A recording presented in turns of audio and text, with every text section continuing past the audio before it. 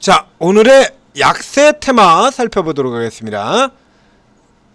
자, 우선 가장 먼저는 이제 반도체들이 보이죠. 어저께 이제 후발로 미친 듯이 들어왔던 거 캠토로닉스 같은 종목 같은 경우 어제 이미 고가 다 들어갔다라고 얘기 드렸지 않습니까? 갈자리 다 갔다라고 얘기 드렸죠. 저기 이제 다 갔으니까 추격하시면 안 됩니다라고 얘기 드렸잖아요. 바로 차익 실어 나가지고 밀려 들어오고, 그러니까 어제는 상승률 2위였던 유리기판주가 오늘은 하락률 쪽에 지금 졸지에 들어와 있습니다. 그러니까 코인 같은 경우는 지금은 이제 시세의 축에서 조금 멀어져 나가고 있는 상태다. 그래서 여기는 어저께도 얘기를 들었었던 쪽이죠. 그래서 한정되어 있는 종목들, 극히 제한된 범위 내에서 뭐 지금 보면 이 넥서스 같은 종목들은 안 하시는 게 좋고요. 이건 이제 세력형이죠. 장영국이 아주 징글징글하게 해쳐먹는 놈들, 이런 놈들 좀 그냥 빨리 잡아가지고 좀 집어넣어 버렸으면 좋겠어요. 이런 거. 예? 야, 뭐 주주분께서는 저 새끼가 또 초치고 있네 이렇게 얘기할지 모르겠습니다만, 이게 결국에 좋지 않아요. 이런 거. 결국에 그래가지고 누구 배불려 주는데 세력배만 불려주다 끝나잖아요. 그래서 종목을 정하셔야 되는데, 앞에 얘기 들은 것처럼 요게 이런 종목들이요, 지금 딱 위치 딱 가는 위치까지 딱 들어가고 딱 들어가죠. 이런 거 잘라먹기 좋거든요. 그러니까 헥토 파이낸셜, 다날, 미투원, 그 다음에 실질적으로 실적이 굉장히 강하고 대표적에 들어가 있는 NHNKCP라든가 요런 종목 쪽으로 한정시켜서 거래를 하라. 어제도 드렸던 얘기 오늘도 반복해서 드리겠습니다. 자, 이 원전 같은 경우는 지금 계속 이러고 자빠졌죠. 놀고 있습니다.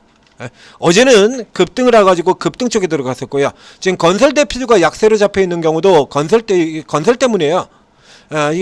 이게 다 지금은 이 건설 대표주에 이렇게 걸려있는 이 6개 종목 중에서, 자, 이 중에서 4개가 원전 모멘텀에 엮여 있습니다. 가장 대표적으로 현대건설 원전이죠. 대우건설 원전이고요. 삼성물산도 홀딩스보다 원전 쪽이 더 강하다고 얘기 드렸고요.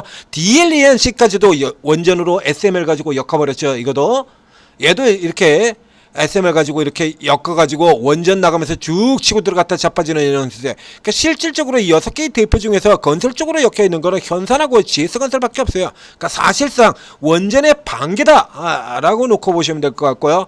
그 다음에 전선 같은 경우에는 뭐 이게 원전들 밀려 떨어진 것처럼 이제 조금 이제 밀려서 내려왔습니다. 저쪽에 효성중공업이라든가 저쪽 같은 경우는 지금 조금 덜 내려 있죠.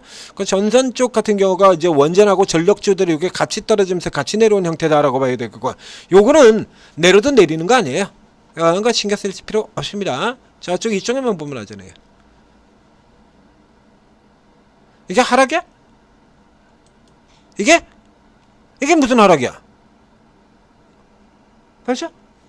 대장주가 이렇게 멀쩡한데 뭔 저러고 있는데, 내일 바로 돌려가지고 올라간다고 하더라도 전혀 이상할 게 전혀 없잖아요.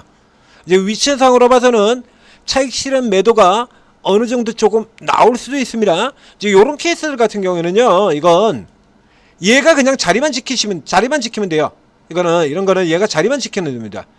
더 올라갈 필요도 없어요. 그냥 자리만 지키면 돼요. 효성중공업이나 이렇게 현대일렉트릭 같은 이런 종목들은 그냥 위에서 안 밀리고 자리만 지키고 있으면 나머지들이 뒤따라 올라오는 역할을 하게 됩니다. 그러니까 이런 애들이 이 아래쪽까지 내려오는 게 아니라 효성중공업을 조금 더 눌린다라도 이 선 아래로만 내려오지 않으면 돼요. 130만원 아래로 내려오지만 않고 자리만 지키고 있으면 자동으로 나머지들이 뒤따라 온다는 얘기입니다. 최근에 이제 조선이라든가 이쪽에 연락이 올라들 때 현대마린 엔진이 추가로 올라갔냐라고 하면 아까 못 갔죠? 현대마린 엔진 뭐 추가로 올라간 거 있어요? 없잖아요. 이거 지풀도 못 갔어요. 이거 현대마린 엔진이 지금 고가 들어간 건 9월 2일날 고가 들어갔습니다. 그다음에 더 올라간커녕 지금 쉬고 자빠졌잖아요. 그러면 이제 조선 기자재의 최강이, 조선주 전체로 최강이 현대마린 엔진인데, 이 최강 종목이 아직 못 가는데, 이게 그 전에 주가가 보시는 것처럼요 이렇게나 많이 올라 들어왔어요. 두산 에너비라고 비교를 해보죠. 두산 에너비보다 얘가 더 올라 들어왔거든요. 주가가, 그죠? 더 많이 올라왔습니다. 더 많이 올라와 있는데도 불구하고 안 내리고 개기고 있지 않습니까? 이게 아니거나 안 내리고 개기는 상태만 유지를 해줘도 나머지 종목들이 이제 뒤쪽에 있던 종목들이 알아서 이렇게 올라 들어오는 이런 구조로 가게 되는 거예요. 그러니까 전력주 같은 경우도 같은 방식으로 생각을 하시면 되는 겁니다. 그래서 현대일렉과 효선중공업 같은 종목이 안 밀리고 내려가면, 여기 같은 경우도 이제 반대로 여기서 더 이상 안 밀리고 이제 버티고 있죠. 매수 두 개의 라인으로 제가 삼형혜택의 경우 두 개를 이렇게 잡아드렸습니다. 그 중에서 첫 번째 라인에서 지금 계속해서 꼬리 달고 버티고 꼬리 달고 버티고, 내일 이게 플러스로 확 치고 돌아 들어가면 뭐 이상한 거 있습니까? 기술적으로 전혀 이상한 거 하나도 없습니다. 조금 더 눌려와도 이상할 게 없지만 내일 반드시 그냥 방향 그대로 감아가지고 돌려가지고 상승으로 쭉 치고 나가버린다고 해도 하등이 이상할 게 없는, 그야말로 이제 수급 맘대로 형태의 상태가 되어 있는 거예요. 이런 거. 그래서 전력주 같은 경우도 지금 같은 경우에 이제 오늘 약세로 잡혀 있는데, 약세로 잡혀 있지만 저 메이저 종목들이 지금 밀리질 않고 버티고 있잖아요. 그러니까 언제든지 방향 바뀌어서 돌아 들어올 수 있다, 이렇게 생각하시면 되고, 원전 같은 경우는 이미도 얘기를 먼저 드렸었죠. 이게 직진으로 그대로 저 위쪽까지 올라 들어갈 가능성이 조금 적어 보입니다 라고 이미 얘기를 드린 바가 있습니다. 그래서 이 변동성 같은 경우는 이제 반대로 계속해서 이용을 하셔야 되는 거고요. 그 다음에 뭐 손해보험이라든가 증권 같은 경우는 차익 실현이죠. 그렇죠? 차익 실현 한번 전형적인, 그래서 요거 나오는 여기까지 그냥 쭉 잡아 당겼다가 뭐 반도체 이런 것들도 마찬가지가 되겠고요. 그다음에 차익 실현 구조로 들어가 있어요. 자, 그래서 현재 상황에서 본다 그러면 건설 같은 경우는 뭐 굳이 따로 볼 필요가 없는 종목이니까요. 그다음에 원전과 전력주를 한 덩어리로 묶어버리고, 그런 다음에 이제 반도체냐? 제가 이제 반도체냐 뭐냐, 이제 요쪽에서 이제 따지게 되는 거죠. 요 케이스 같은 경우는 이제 자력으로 결정이 된다라고 보기보다는 앞에 오늘의 경우는 강세 섹터 쪽의 흐름이거나 약세 섹터 쪽에서 흐름이거나 똑같습니다. 이거 시소형으로 들어가게 되는 거니까요. 간단하게 이제 오늘 밤에 미증시에서 금리 인하가 나오고 난 다음에 금리 인하 자체가 중요한 거 아니다, 얘기 드렸습니다. 금리 인하 자체가 중요한 거 아니고 금리 인하는 하는 거고요. 여기서 금리 인하를 안 할 가능성의 경우는 거의 없다라고 보시면 돼요. 그러니까 계속해서 이제 금리 쪽하고 관련된 가장 핵심적인 포인트들을 얘기 드렸었는데, 그때 이거 기준선도 아주 선명하다고 얘기 드렸었죠. 자, 앞에서부터 이게 지금 20년 넘게, 즉 그린스판 때부터 똑같은 기준을 가지고 지금까지 계속해서 작동이 되고 있는 겁니다. 금리는 첫 번째 고용 20만 명, 그래서 15만 명 이하로 내려 들어가게 되면 금리 인하를 할 수 있다 수준으로 들어가게 되는 거고요. 그 다음에 두 번째 인플레이션 같은 경우 2%입니다. 아직까지 2%까지는 안 왔죠. 2% 이하로 내려가면 그 다음부터는 그냥 내리 금리 인하 국면이에요. 작년에 나왔던 연 7의 금리 인하 같은 게, 이게 두 가지 조건이 마주치게 되는 경우에는 그냥 연타로 계속 금리 인하가 나오게 되는 겁니다. 이제 둘 중에서 하나 쪽이 되는 경우에는 이제 경중을 따지게 되는 거죠. 이제 경중을 이렇게 따지게 되는데, 여기서 또 다른 제3의 변수가 하나가 더 있다라고 얘기 들었어요. 그거는 시장의 기대입니다. 시장의 기대라고는 별개의 변수가 있어요. 그래서 이 시장의 기대를 크게 어긋나는 그림을 그리지 않습니다. FOMC 같은 경우에는. 그래서 이게 서로 상호작용으로 주고받아요. 그러니까 FOMC에서 점도표를 미리 날리는 경우에도 이런 식으로 갈 테니까 여러분들도 염두에 두십시오라고 해서 점도표를 미리 날려주는 거고요. 그리고 시장이 이제 그에 맞춰서 그런 기대를 하게 되면 연준 같은 경우에서 최대한 그쪽으로 이렇게 라인이 맞춰 들어가는 겁니다. 이게 안 맞는 경우가 나오는 경우가 간혹 한 번씩 나와요. 그때마다 쇼크가 나오는데 주로 누가 이기냐라고 하면 시장이 이깁니다. 월가가 이겨요. 지금까지 연준과 월가가 정면으로 부딪혀가지고 월가가 진 적이 한 번도 없습니다. 네. 굉장히 재밌는 얘기 많이 들었지 않습니까? 그린스판 같은 경우도 처음에 재임 초기 같은 경우에는 그린스판이 시장의 기대와 다른 얘기를 했다가 시장이 개박살 나면서부터 시작해서 개박살 나버리고, 그러면서 그린스판의 입지가 흔들리고, 그 다음서부터는 그래서 그린스판이 얘기를 아주 모호하게 해가는 형태로 잘 아시죠? 그래서 이 사람이 그린스판이 말 한마디 하면은 이게 어떻게 돌아가는 거냐, 이거 살펴보고 그러던 이런 흐름들 쭉 있었지 않습니까? 그래서 그린스펀이 이게 무슨 뜻을 가지고 있느냐. 그래서 서로 이제 주고받는 이런 형태도 들어갔고요. 그 다음에 최근 같은 경우에 이제 금융위기 직전에서부터 해서 금융위기 동안에 연준 의장을 맡았던 벤 버냉키 같은 경우에 별명이 헬리콥터 벤이죠. 헬리콥터로 돈을 뿌려서라도 경기 부양을 하겠다라고 하는 벤 버냉키 같은 경우도 연준 의장에 취임해가지고 제일 처음 했던 거는 시장의 기대와 정반대로 금리 인상을 해버린 케이스입니다. 그래서 시장의 그 정반대로 금리 인상을 해버리면서 대쇼크를 만들어보죠, 주식시장에. 그러고 난 다음에는 벤 버냉키의 경우에 시장의 기대를 벗어나는 말을 한 적은 벤 버냉키가 물러나기 전까지 시장의 기대를 벗어나는 발언을 한 적은 단 한 번도 없습니다. 재임 초기만 빼고요. 벤 버냉키가 그린스펀 다음에 들어와가지고 시장의 기대와 정반대되는 정반대되는 짓거리를 해버리면서 들어왔던 그 쇼크가 유명한 2006년의 상품시장 쇼크입니다. 2005년 슈퍼랠리를 보이고 이렇게 올라 들어갔던 이게 단기간에 여기 있죠? 이렇게 개박살 나버리게 되는 한 달 동안 20% 가까운 박살 나버리는 거, 이게 상품시장 쇼크.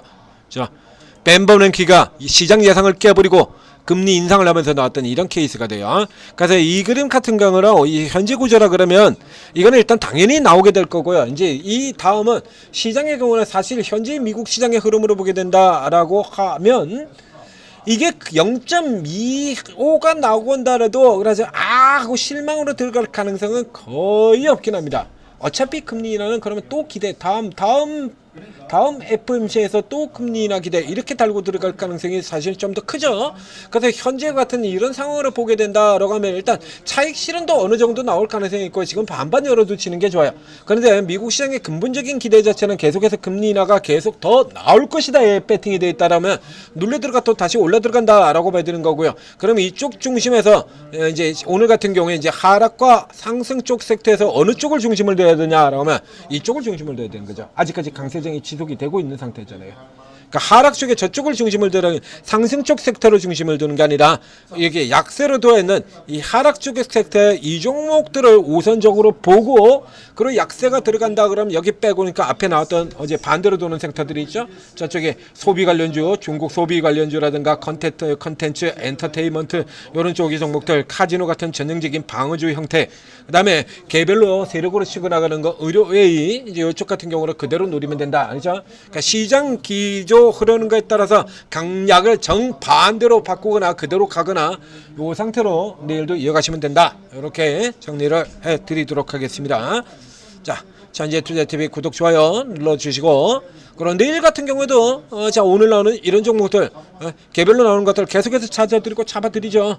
오르고에 들어오시면 오르고에 있는 전문가분들이 이게 어떤 한쪽에만 치우치는 전문가가 아니에요. 하나만 하는 전문가다 그러면 전문가가 24명씩이나 있을 필요가 없지 않습니까? 그렇죠?